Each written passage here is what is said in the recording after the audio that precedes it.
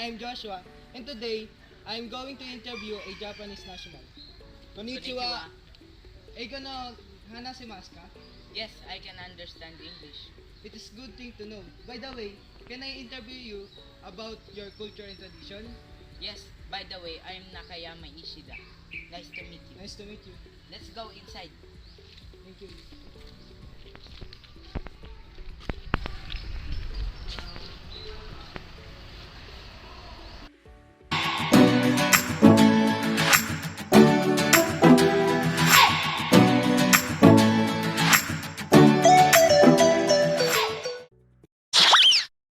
Here in the Philippines, mano or pagmamano is a sign of respect to elders. How about in Japan?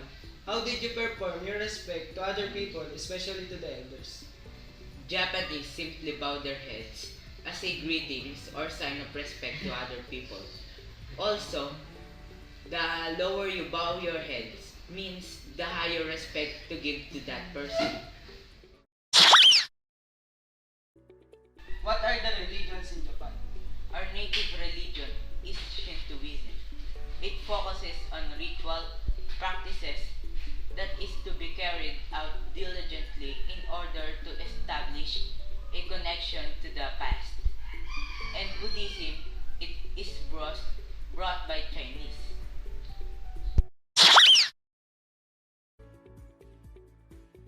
I've heard about the tea ceremony, and they say tea ceremony is not just drinking tea.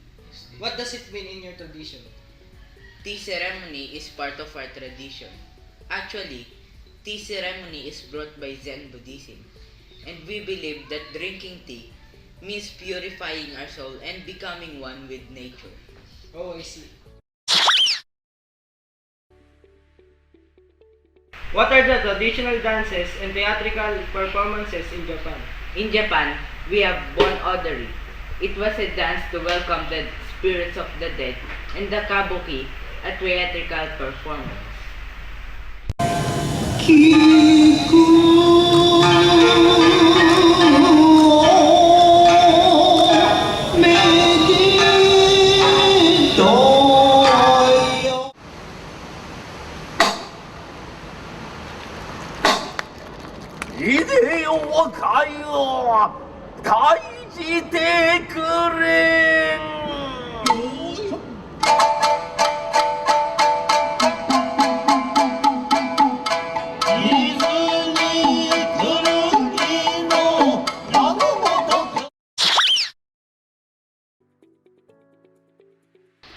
If I want to go in Japan, what historical places or tourist attraction would you prefer? The Mount Fuji is the most beautiful place for me. If you want to see historical places, you should go to Osaka Castle, Imperial Tokyo, Historical Kyoto, and the island shrine of Itsukima.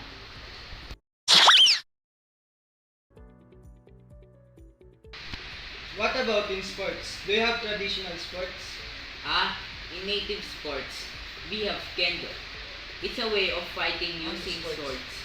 And martial arts is very popular in our country. We also have sumo wrestling, judo, and karate.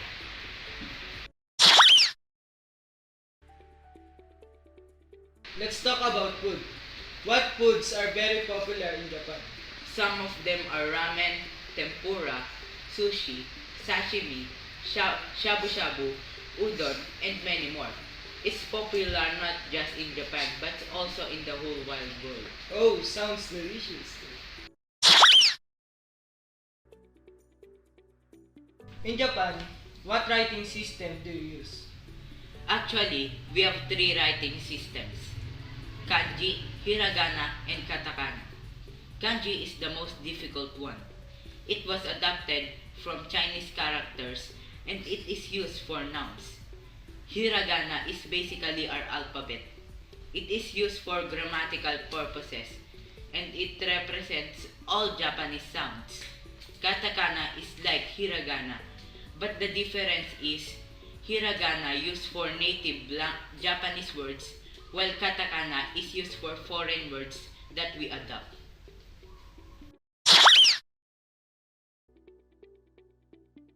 What is the traditional dress or national costume in Japan?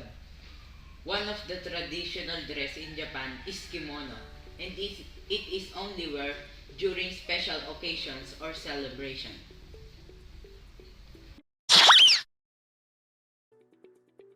What is the meaning of the national flag of Japan? The flag of Japan have a crimson red disc in the center with white background. The crimson red disc means Hinomaru or circle of the sun. That's why Japan's flag is associated with the Japan's nickname, the land of the rising sun. Something that you want to share about Japan that you are very proud of. I'm very proud of being Japanese because we have a diverse culture and traditions. How long have you been here in the Philippines?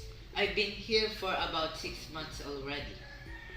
So what can you say about the difference in terms of culture and tradition in the Philippines and Japan? I know that the Philippines is being colonized by hundreds of years, and yet they retain their old culture and clearly seen in their lives, beliefs, and customs. Meanwhile, Japanese is heavily influenced by Chinese.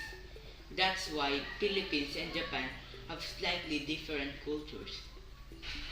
So that's it. Thank you for your cooperation, Nakayama-san. Arigato! So guys, that's it. I hope you learned many things about Japanese culture and tradition. Again, I am Joshua JCP Pascual. Thank you!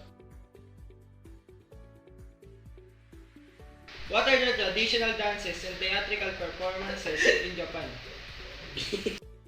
What are the traditional dances and theatrical performances in Japan? In Japan, we have Bon Odori, the most beautiful place for me.